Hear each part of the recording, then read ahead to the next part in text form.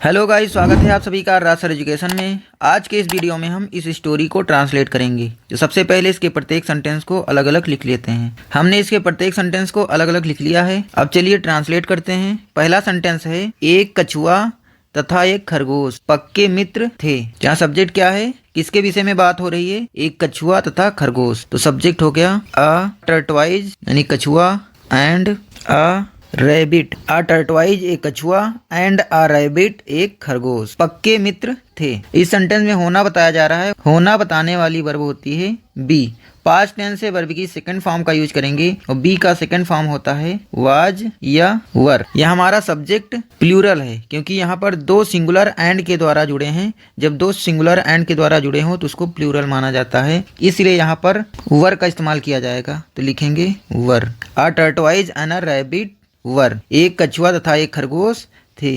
क्या थे? पक्के मित्र। पक्के मित्र की होती है fast friend, fast friends. A टर्टवाइज and a rabbit एक कछुआ और एक खरगोश वर फास्ट फ्रेंड्स पक्के मित्र थे। नेक्स्ट सेंटेंस है, खरगोश अपनी तेज चाल की डींग मारा करता था।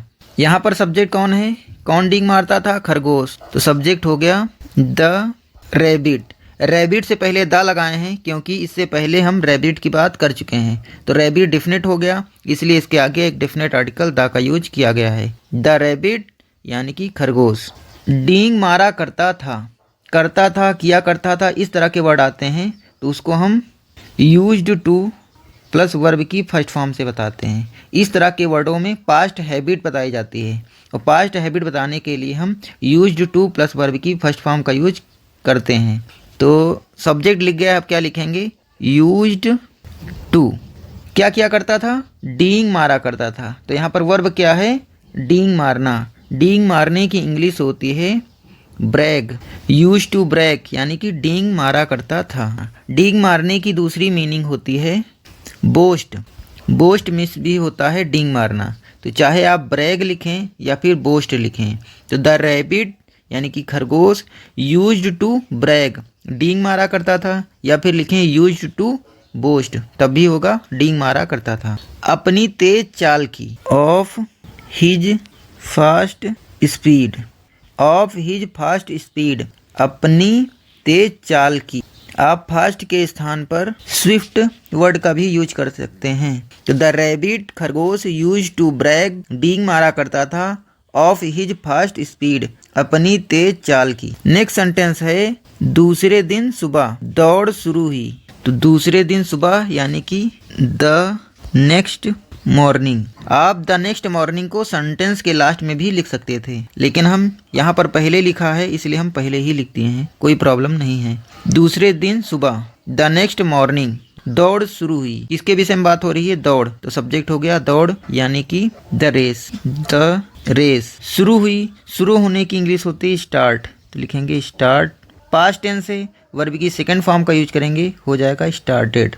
तो द नेक्स्ट मॉर्निंग यानी दूसरे दिन या दूसरे दिन सुबह द रेस स्टार्टेड दौड़ शुरू हुई। नेक्स्ट सेंटेंस है, क्षण भर में खरगोश आंखों से ओझल हो गया। क्षण भर में तो हो जाएगा इन अ फ्लैश। क्षण भर में खरगोश आंखों से ओझल हो गया। कौन ओझल हो गया? खरगोश। तो सब्जेक्ट हो गया खरगोश यानी कि द रैबिट। आप रैबिट के स्थान पर हेयर का भी यूज कर सकते हैं। हेयर का मतलब भी होता है खरगोश। ओझल हो गया तो लिखेंगे डिसअपीयर्ड। डिसअपीयर्ड यानी गायब हो जाना या ओझल हो जाना। पास्ट टेंस से सेकंड फॉर्म का यूज किए हैं तो डिसअपीयर्ड यानी ओझल हो गया। आंखों से तो फ्रॉम साइट। आंखों से का मतलब है दृष्टि से। इन अ फ्लैश क्षण भर में द रैबिट खरगोश डिसअपीयर्ड ओझल हो गया फ्रॉम साइट आंखों से। ओझल हो जाना इसकी दूसरी मीनिंग होती है go out of sight. Past tense है, वर्ब की सेकंड फॉर्म का यूज करेंगे और गो की सेकंड फॉर्म होती है वेंट। तो यहाँ पर हम लिख सकते हैं went out of site. Went out of site यानी कि ओझल हो गया। तो इन अ फ्लैश क्षण भर में the rabbit went out of site आंखों से ओझल हो गया, या फिर आप लिखें डिसअपीयर्ड फ्रॉम साइट। दोनों ही सेंटेंस सही हैं। नेक्स्ट सेंटेंस है, उसने आराम करने का निश्चय किया। किसने निश्चय किया? उसने। तो सब्जेक्ट हो गया ही निश्चय किया। निश्चय करने की इंग्लिश होती है डिसाइड। पास्ट टेंस से वर्ब की सेकंड फॉर्म का यूज करेंगे, हो जाएगा डिसाइडेड, यानी कि निश्चय किया।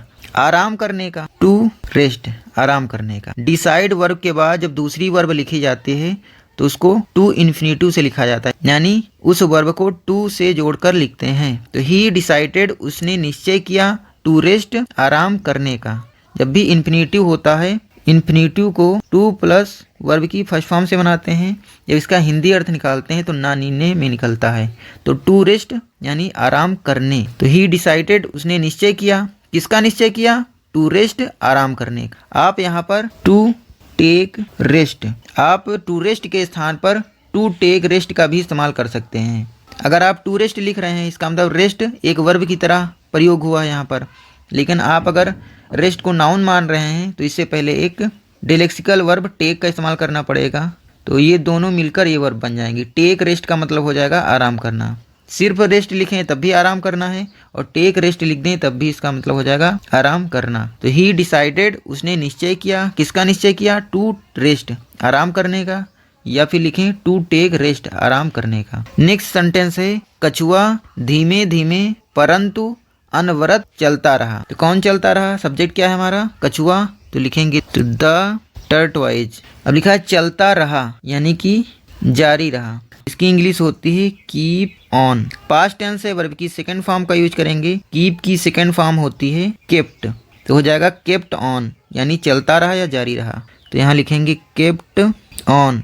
द टर्टवाइज केप्ट ऑन, कछुआ चलता रहा धीमे धीमे परंतु अनवरत। तो धीमे धीमे यानी कि स्लोली, परंतु तो बट, अनवरत यानी कि लगातार, स्टीडली।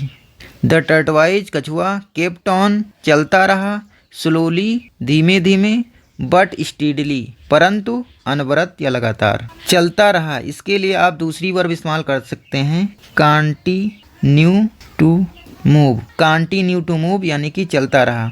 पास्ट टेंस से वर्ब की सेकंड फॉर्म का यूज करेंगे, और कंटिन्यू की सेकंड फॉर्म होती है कंटिन्यूड। तो हो जाएगा कंटिन्यूड टू मूव, यानी चलता रहा। तो आप केप्ट ऑन की जगह पर कंटिन्यूड टू मूव भी लिख सकते हैं, इसका भी मतलब यही होगा। The tortoise continued to move यानी चलता रहा, स्लोली बट स्टीडली, धीमे धीमे परंतु अनवरत यानी कि लगातार। नेक्स्ट सेंटेंस है, मार्ग में उसने खरगोश को सोता हुआ पाया। मार्ग में तो on the way, on the way. यहाँ पर लिखा है मार्ग में, तो में भले ही लिखा है लेकिन वे के साथ में की मीनिंग निकालने के लिए हम ऑन का ही इस्तेमाल करते हैं। तो ऑन द वे का मतलब होता है मार्ग में। उसने खरगोश को सोता हुआ पाया। किसने पाया? सब्जेक्ट कौन है? उसने। तो लिखेंगे ही। सोता हुआ पाया, पाने की इंग्लिश होती है फाइंड। पास्ट टेंस से वर्ब की सेकंड फॉर्म का यूज करेंगे, और फाइंड की सेकंड फॉर्म होती है फाउंड। तो यहाँ लिखेंगे ही फाउंड, उसने पाया। क्या पाया? खरगोश को। तो द रैबिट सोता हुआ, स्लीपिंग। ही फाउंड, उसने पाया, द रैबिट स्लीपिंग, खरगोश को सोता हुआ। किसी भी सेंटेंस में एक ही फाइनाइट वर्ब होती है जो टेंस और सब्जेक्ट के अकॉर्डिंग चेंज होती है। बाकी जितनी भी वर्ब होती हैं उनको नॉन फाइनाइट वर्ब में चेंज कर दिया जाता है। नॉन फाइनाइट वर्ब दो तरह से हो सकती हैं। एक होती है वर्ब में आईएनजी जोड़ के बनाते हैं, और दूसरी टू इन्फिनिटिव द्वारा बनाया जाता है, यानी इसको टू जोड़कर वर्ब की फर्स्ट फॉर्म से लिखते हैं। सेंटेंस के सेंस के अनुसार वर्ब की आईएनजी फॉर्म या फिर टू इन्फिनिटिव का यूज किया जाता है। तो यहाँ पर लिखा था खरगोश को सोता हुआ पाया, तो हमने लिखा ही फाउंड, उसने पाया, द रैबिट स्लीपिंग, खरगोश को सोता हुआ, यानी कि खरगोश सो रहा था। तो इसलिए हम आईएनजी फॉर्म का इस्तेमाल कर लिए हैं। तो किसी किसी सेंटेंस में टू इन्फिनिटिव का भी यूज किया जाता है, उस सेंस के अकॉर्डिंग होता है। किसी भी सिंपल सेंटेंस में एक ही फाइनाइट वर्ब होती है, बाकी वर्ब को नॉन फाइनाइट में चेंज कर दिया जाता है।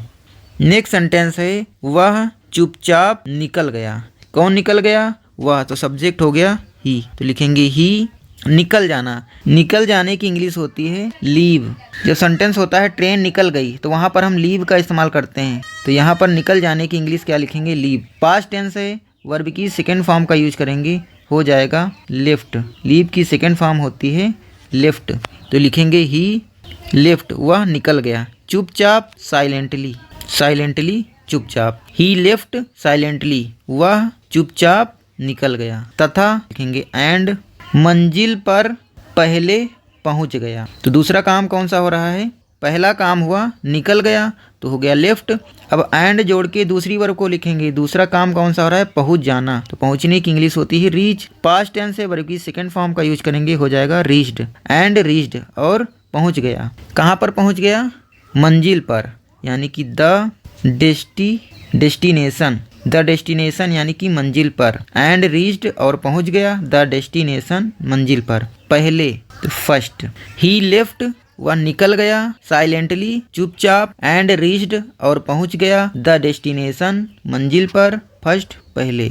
लास्ट सेंटेंस है शाम को खरगोश वहां पहुंचा तो बहुत लज्जित हुआ। पहले इतना बनाते हैं, शाम को खरगोश वहां पहुंचा। शाम को इसकी इंग्लिश होती है इन द इवनिंग। शाम को या शाम में। खरगोश वहां पहुंचा तो, यानी कि जब खरगोश वहां पहुंचा तो लिखेंगे व्हेन।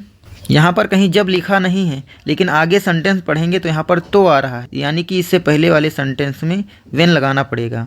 तो व्हेन यानी कि जब खरगोश वहां पहुंचा। तो व्हेन कौन पहुंचा? खरगोश, यानी सब्जेक्ट हो गया द रैबिट। द रैबिट यानी खरगोश पहुंचा। पहुंचने की इंग्लिश होती है रीच। पास्ट टेंस से वर्ब की सेकंड फॉर्म का यूज करेंगे, हो जाएगा रीच्ड। तो व्हेन द रैबिट रीच्ड, जब खरगोश पहुंचा। कहाँ पहुंचा? वहां। तो देयर, वहां।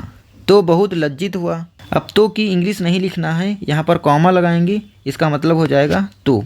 बहुत लज्जित हुआ। लज्जित होना, लज्जित होने की इंग्लिश होती है फील एम्बैरेस्ड। फील एम्बैरेस्ड का मतलब होता है लज्जित होना। पास्ट टेंस से वर्ब की सेकंड फॉर्म का यूज करेंगे। फील की सेकंड फॉर्म होती है फेल्ट। तो यहाँ हो जाएगा फेल्ट एम्बैरेस्ड। लेकिन यहाँ पर लिखा है बहुत लज्जित हुआ। एम्बैरेस्ड से पहले हम क्या लगा देंगे? वेरी। तो क्या हो जाएगा? फेल्ट वेरी एम्बैरेस्ड, यानी कि बहुत लज्जित हुआ।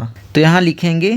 अब यहाँ कॉमा लग गया है, कॉमा के बाद नया क्लाज लिखना है। और क्लाज क्या होता है? Subject plus verb. तो यहाँ पर सब्जेक्ट लिखना पड़ेगा। सब्जेक्ट क्या है? The rabbit. अब रैबिट को दोबारा रैबिट नहीं लिखेंगे क्योंकि रिपीटेशन हो जाएगा, और रिपीटेशन ना हो इसके लिए हम प्रोनाउंस का यूज करते हैं, और रैबिट के लिए प्रोनाउन आता है ही। तो यहाँ पर हम सब्जेक्ट क्या लिखेंगे? ही। अब लज्जित हुआ, और लज्जित होने की इंग्लिश होती है फील एम्बैरेस्ड। पास्ट टेंस से वर्ब की सेकंड फॉर्म का यूज करेंगे, हो जाएगा फेल्ट। तो लिखेंगे ही फेल्ट। अब एम्बैरेस्ड लिखना है, लेकिन यहाँ पर बहुत लज्जित हुआ है, तो यहाँ पे वेरी लगा के लिखेंगे वेरी एम्बैरेस्ड। वेरी एम्बैरेस्ड, बहुत लज्जित। इन इवनिंग, शाम में या शाम को। व्हेन, जब। द रैबिट, खरगोश। रीच्ड देयर, वहाँ पहुँचा। तो ही फेल्ट वेरी एम्बैरेस्ड, वह बहुत लज्जित हुआ। तो आशा करते हैं ये वीडियो आपको पसंद आई होगी, और इस वीडियो से आपको बहुत कुछ सीखने को मिला होगा। अगर ये वीडियो आपको अच्छी लगी है तो इस वीडियो को लाइक कीजिए, और अगर आपने अभी तक हमारे चैनल को सब्सक्राइब नहीं किया है तो कृपया सब्सक्राइब कीजिए। मिलते हैं नेक्स्ट वीडियो में, तब तक के लिए बाय बाय, टेक केयर।